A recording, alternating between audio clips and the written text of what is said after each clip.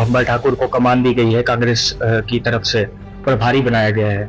आते ही सर सबसे पहले उन्होंने आपको ही यहाँ पर काउंटर किया है। मैं उनको बताना चाहता हूँ कि अभी आपका इतना बहुत बड़ा कद नहीं है जो आप इतनी बड़ी बातें कर रहे हैं। बिलासपुर का कल्चर मंडी में ना स्वीकार कर पाएंगे लोग, और इस तरीके से वो पार्टी को मजबूत कर पाएंगे, वो तो पार्टी का फैसला होगा। मैं एक विधायक हूँ, और विधायक के पास कभी कोई चीज लेकर जो लोग आते हैं तो सरकार के पास जाना मेरा फर्ज बनता है। और मैं गया कि वो लोग जो केवल ये कहते हैं हमें सूचना की कॉपी आ गई, तो कॉपी सर्कुलेट सारी जगह हो गई थी, उसे मेरे आए चाहे उनके पास आए, कोई फर्क नहीं पड़ता इन चीजों का। यदि ओपीएस लागू करना मैं लगाइए, फिर आप लागू कीजिए, परंतु हिमाचल के हमारी आय बढ़नी चाहिए। आय तो बढ़ा नहीं पाया आप। ओपीएस लागू करने से जो प्रदेश के विकास रुका है वो चिंता का विषय है। आज हमारे पास मात्र 4% बजट जो है वो विकास के लिए बचा है।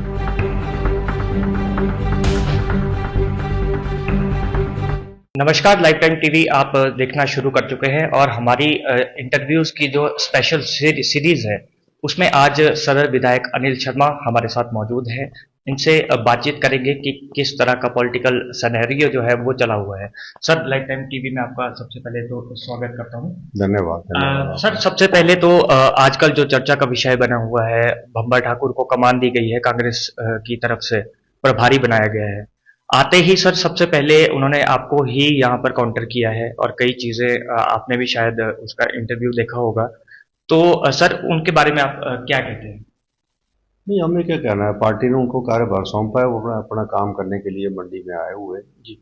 यदि जिला मंडी के प्रभारी बनाए हैं तो हमारे लिए ठीक है। पार्टी का अपने अपने फैसले होते हैं, और अपने भड़ास निकालने के लिए वो यदि वो यहाँ मंडी में आए होंगे तो निकालते रहें। मुझे इस बात का फर्क नहीं पड़ता कि वो मेरे बारे में क्या कहते हैं जी। सर, दल बदलू आपको कहा गया और पकी पकाई जो खीर खाने वाला भी उनके द्वारा ये बयान दिया गया, इसके ऊपर सर क्या आप उनको रिप्लाई देना चाहेंगे? देखिए, ये मंडी है, बिलासपुर नहीं है।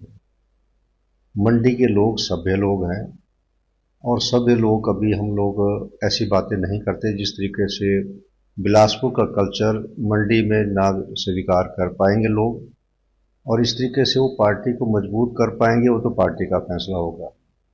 दल बदलू कहना या आप जिस तरीके से वो बात कर रहे हैं, मैं उनको बताना चाहता हूं कि अभी आपका इतना बहुत बड़ा कद नहीं है जो आप इतनी बड़ी बातें कर रहे हैं। कांग्रेस में यदि हम हिमाचल विकास कांग्रेस बनाई थी तो हमें कांग्रेस पार्टी से निकाला था, उसको कारण सभी जानते हैं। जब राजनीति के अंदर हमें जब बाहर किया कांग्रेस ने, कारण क्या था उसको मैं जानना नहीं चाहूँगा। जब मैंने अपनी पार्टी बनाई और पार्टी ने हिमाचल के अंदर सरकार बनाने में जो योगदान किया, उसके बाद जब राजा वीरभद्र सिंह जी का नाम ले रहे थे, उन्होंने ही हमें दोबारा कांग्रेस में लाने के लिए अनुरोध किया, और इसीलिए मेरे पिताजी ने फिर वापस कांग्रेस में आए, और कांग्रेस में आकर जो समर्थन रानी प्रतिभा सिंह को दिया वो एमपी बनी, और हिमाचल के अंदर फिर मैंने चुनाव लड़ा और मैं भी मंत्री बना था।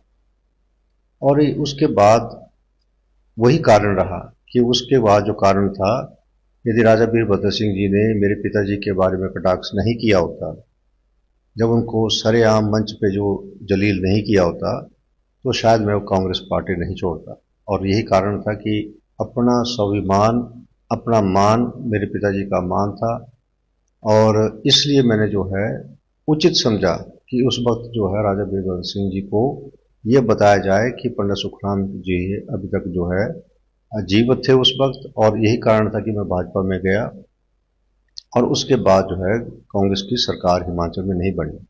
तो ये कहना कि राजनीति परिप्रेक्ष्य में हम जो जाने का कारण भी यही होता है कि यदि मेरे पिताजी को बोला तो यही कारण था।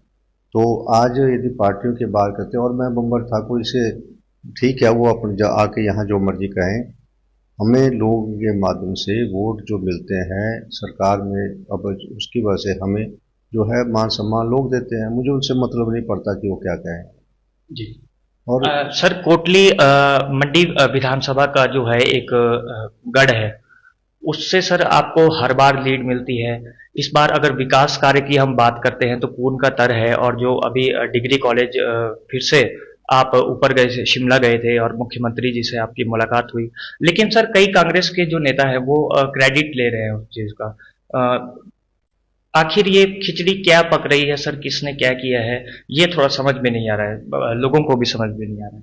देखिए, आपने जो प्रश्न पूछा है इसमें मैं ये कहना चाहता हूँ कि एक साल पहले भी जब कॉलेज के लिए अधिसूचना रद्द करने की बात चल रही थी तो मुख्यमंत्री ने कहा कि आप इसकी स्ट्रेंथ बढ़ाइए तो हमारे कॉलेज आपका रहेगा, नहीं तो हम इसको बंद करेंगे। और वही हुआ कि जब स्ट्रेंथ जो हमारी कम होगी, 70 बच्चे जब रह गए तो कॉलेज बंद कर दिया गया सरकार के माध्यम से, और कॉलेज भी जो है अधिसूचना जारी हुई थी।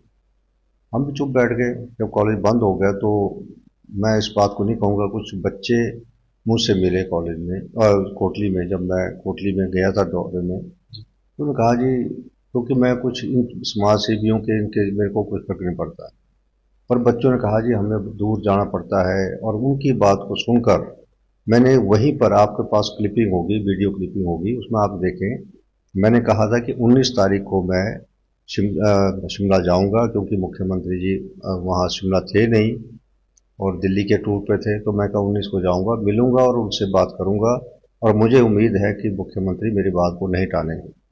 और इसी कारण मैं 19 तारीख को 7 बजे उनसे मिला।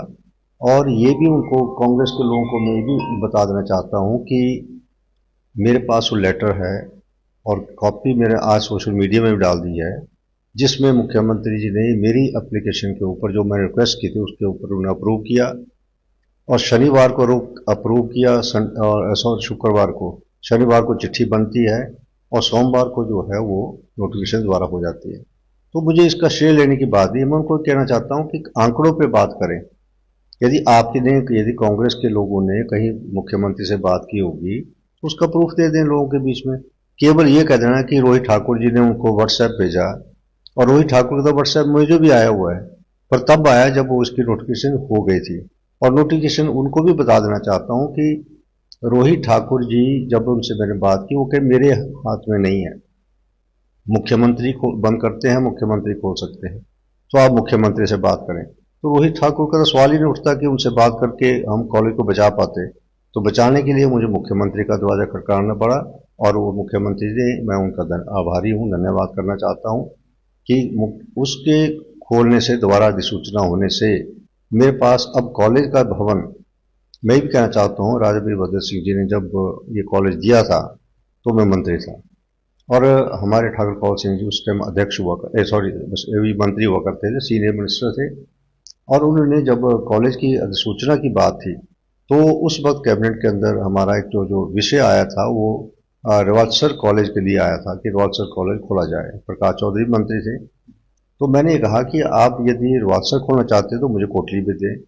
तो उस वक्त भी ठाकुर कौल सिंह ने इसका विरोध किया कि क्या जरूरत है कोटली कॉलेज खोलने का, परंतु मैं आभारी हूँ राजा वीरभद्र सिंह जी, उन्होंने उस वक्त सारा हमारा जो कैबिनेट मीटिंग उसको होल्ड कर दिया और कहा कि जब तक अनिल शर्मा यदि कॉलेज मांगे तो वो देना चाहिए।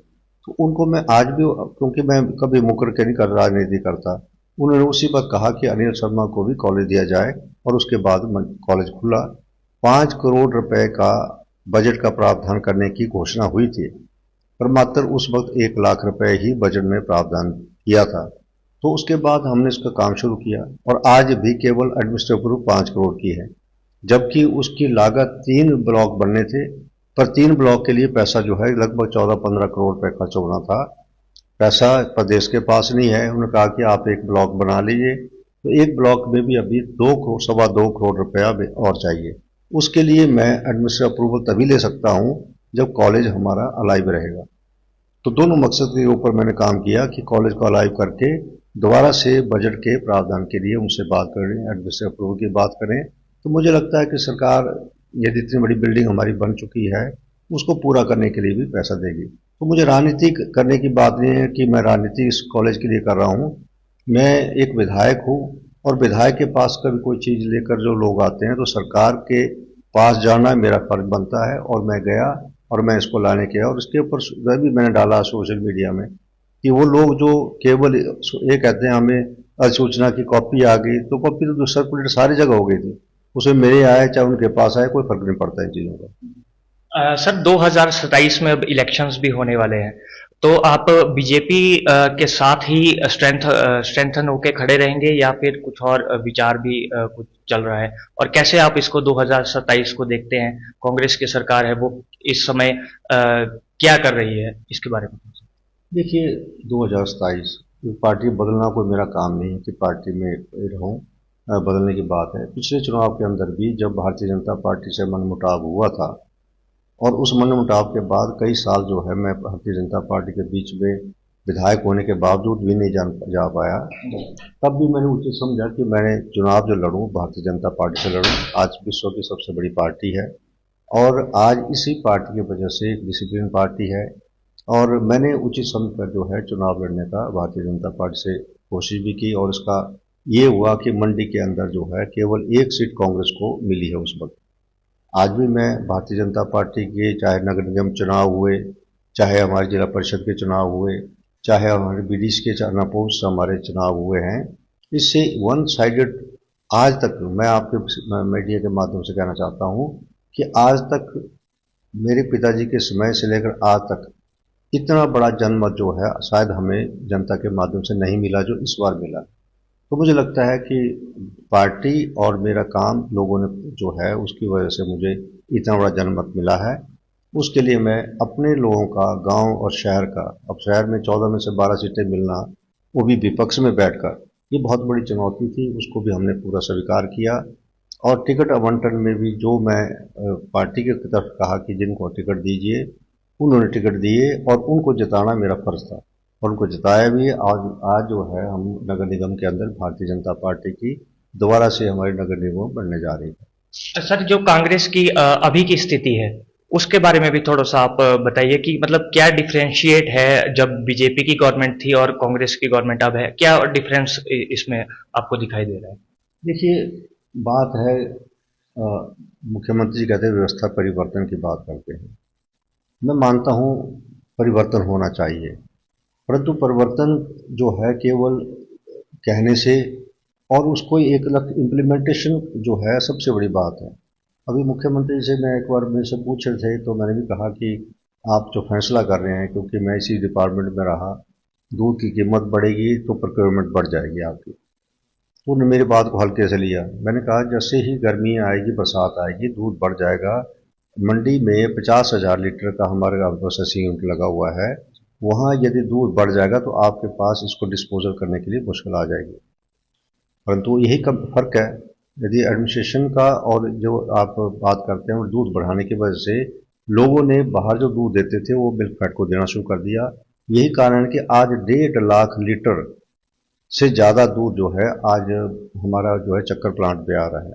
और जिसकी वजह से, क्योंकि पहले स्ट्रेंथन प्लांट को करना चाहिए था, फिर आप कलेक्शन करते तो एक लाइन पे आप काम करते, परंतु यही कारण है कि सरकार जो है बिना सोचे समझे कोई ऐसे कदम उठा रही है जिससे कि फायदा होने की जगह नुकसान हो रहा है। और ये भी बात मैंने ओपीएस के हम विरोध में नहीं है। यदि सरकार कहती है कि हमने ओपीएस लागू किया तो बजट के अंदर मैंने इस बात को कहा और मुख्यमंत्री के सामने आंकड़ों पे कहा कि आपकी हिमाचल की आय क्या है। हिमाचल की आय के हिसाब से यदि हम देखें तो पूरी आय को लेकर हम केवल सैलरी और पेंशन ही मात्र एम्प्लॉय के दे पाएंगे, डेवलपमेंट को भूल जाइए। फिर भी 1,000 करोड़ एक्स्ट्रा चाहिए आपको। और मैंने आंकड़ों पे निकाला उनको कि ओपीएस का फर्क जो है 2-3 सालों के बाद और पड़ेगा। तो हमें केवल कर्मचारियों तनख्वाह, कर्मचारी हमारी रीढ़ की हड्डी है मानता हूं मैं, परंतु सरकार को साधन भी तो बढ़ाने चाहिए थे।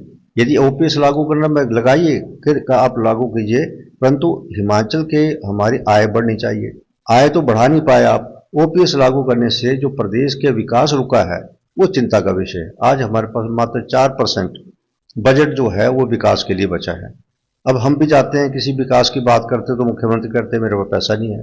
तो पैसा यदि तनख्वाह तक ही सीमित हो जाएगा प्रदेश, तो प्रदेश को जो आत्मनिर्भर बनाने की हम बात करते हैं वो फिर तथ्यों के ऊपर नहीं साबित होता है। जी। तो ये स्पेशल सीरीज आप लाइव टाइम टीवी के देख रहे थे। ऐसे ही खास इंटरव्यूज देखने के लिए आप बने रहिए लाइव टाइम टीवी के साथ। मैं था इवान शर्मा, अश्वनी जी के साथ। नमस्कार। सिर्फ डिग्री नहीं, सफलता की गारंटी की ओर पहला कदम। सपनों को मिले नई दिशा, करियर को मिले नई पहचान। हिमाचल की खूबसूरत वादियों में स्थित बड्डी यूनिवर्सिटी युवाओं को दे रही है विश्व स्तरीय शिक्षा, आधुनिक सुविधाएं और उज्जवल भविष्य के अनगिनत अवसर। Engineering, pharmacy, management, nursing, agriculture, computer science और कई अन्य प्रोफेशनल कोर्स। अनुभवी फैकल्टी, आधुनिक लैब्स और स्मार्ट क्लासरूम, 100% करियर ओरिएंटेड शिक्षा, इंडस्ट्री एक्सपोजर और प्लेसमेंट सपोर्ट, स्कॉलरशिप की विशेष सुविधाएं। आज का छात्र, कल का लीडर।